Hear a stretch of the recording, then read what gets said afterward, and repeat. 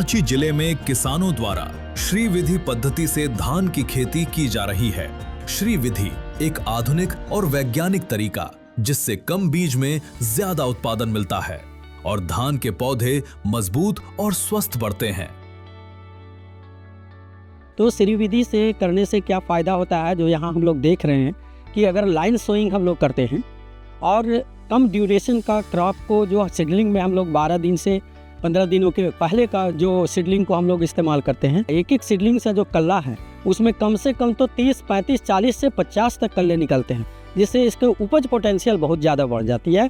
जो हम साधारण ढंग से विदाउट लाइन सोइंग करते हैं या लाइन सोइंग करते हैं, उससे श्री विधि ज़्यादा उपज देती है। सबों को झारखंडी जोहार। मेरा नाम मंजू तुर्की, ग्राम चित्रकोटा छोटका टोली की रहने वाली हूँ। महिला समूह की दीदी मिल के हम लोग श्री विधि के द्वारा हम लोग धान का रोपाई कर रहे हैं। आत्मा विभाग से सावा धान मिला था, नंबर है 7031, जो हम लोग उसको बिछड़ा किए थे और बिछड़ा हम लोग का 13 दिन का हुआ है और आज हम लोग रोपाई कर रहे हैं। पहली बार आज हम लोग श्री विधि अपना रहे हैं। पहले तो हम लोग नॉर्मल धान जैसा लगाते थे वैसे ही लगाते थे, लेकिन आज हम लोगों को श्री विधि के द्वारा लगाने का सलाह दिया गया और हम लोग उसको अपना के रोप रहे हैं। नेशनल फूड सिक्योरिटी मिशन, उसके तहत ये राइस का डेमोन्स्ट्रेशन हम लोग दिए हैं। अच्छी तकनीक के साथ धान की खेती कर रहे हैं और इस बार मौसम भी काफ़ी अच्छा रहा, बारिश भी अच्छी हुई है, तो निश्चित रूप से किसानों का जो धान की खेती है वो काफ़ी अच्छा हुआ है। पहले धान रोपते थे, मतलब अपना तरीका से रोपते थे, उसमें कुछ अच्छा नहीं होता था, कुछ धान खराब भी होता था। और श्री विधि के माध्यम से लगाएंगे हम लोग तो उसमें पौधा भी अच्छा रहेगा और उसका उपज भी अच्छा है। एक पौधा में 10-12 मतलब उसमें बिछड़ निकलता है।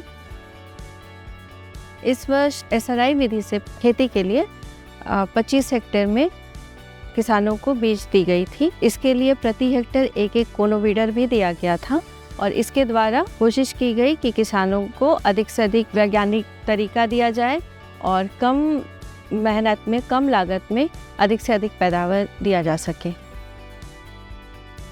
किसानों को आत्मा विभाग की ओर से कोनोवीडर मशीन उपलब्ध कराई गई है। श्री विधि से धान की खेती में रोपाई के 15 दिन बाद कोनोवीडर चलाना बेहद जरूरी होता है। इससे खेत में उगी घास आसानी से हट जाती है। धान के पौधों को अधिक जगह, बेहतर हवा का प्रवाह और भरपूर धूप मिलती है। 15 दिन के उपरांत हम लोग आज यहाँ कोनोवीडर चलाने आए हैं। ये भी विभाग की तरफ से इनको मिला हुआ है। रोपनी के 15 दिन के अंतराल में 3 कोनोवीडर चलवाते हैं। तो अभी 15-16 दिन हो गया, तो आज हम लोग का फर्स्ट दिन है कोनोवीडर चलाने का। अभी श्री विधि के हिसाब से हम धान रोपाई किए हैं। कोनोवीडर भी वो भी आत्मा विभाग से ही मिला है, जो इसको कुड़ाई करने के लिए उसको चला दिए हैं। और धान अभी एक कल्ला में 12 से 15 कल्ला। शुरू समय तो हम लोग को भी बहुत कंफ्यूज हुए होगा कि नहीं होगा, लेकिन अभी 20 दिन के बाद में देख रहे हैं वैसे लगाया है जैसे लगाते हैं और ये विधि के हिसाब में हम लोग लगाए हैं। अच्छा निकल रहा है और हमको लगता है उससे भी हमको अच्छा होने का संभव लग रहा है। कोनोवीडर चलाने से ये निकौनी और कोड़ा खाबा हो जाता है और ये जो धान का है इसको एयरेशन मिलता है और जो भी घास है इसी में दब जाता है। श्री विधि से लगाया गया धान अब अपने अंतिम चरण में पहुंच चुका है। पौधे सुनहरी बालियों से भर गए हैं और खेत कटाई के लिए पूरी तरह तैयार है। किसानों की मेहनत और सही तकनीक का परिणाम आज साफ दिखाई दे रहा है। कम खर्च, कम पानी और पहले से कहीं ज्यादा उत्पादन। कटनी आज हो रहा है और कटनी में लाइन बाय लाइन है, तो हम लोग 5 या 6 आदमी को लगाए हैं, तो उसमें 3 घंटा में हम लोग का कटनी लगभग ख़त्म ही होने वाला है। हम लोग श्री विधि से धान लगाए हैं तो उपज अच्छा हुआ और अगल बगल का किसान भी देख के बोल रहा है कि अगले बार से लगाने का प्रयास करेंगे, आप बताइएगा। हम लगाए हैं तो हमको भी अनुभव हुआ और वो किसान को हम लोग बताएंगे। कम खर्च में उतना ही पैदा होता है, उससे ज़्यादा ही होता है लेकिन कम नहीं होता है। हम लोग यहाँ 10 बाई 5 मीटर एरिया का क्रॉप कटिंग किए हैं।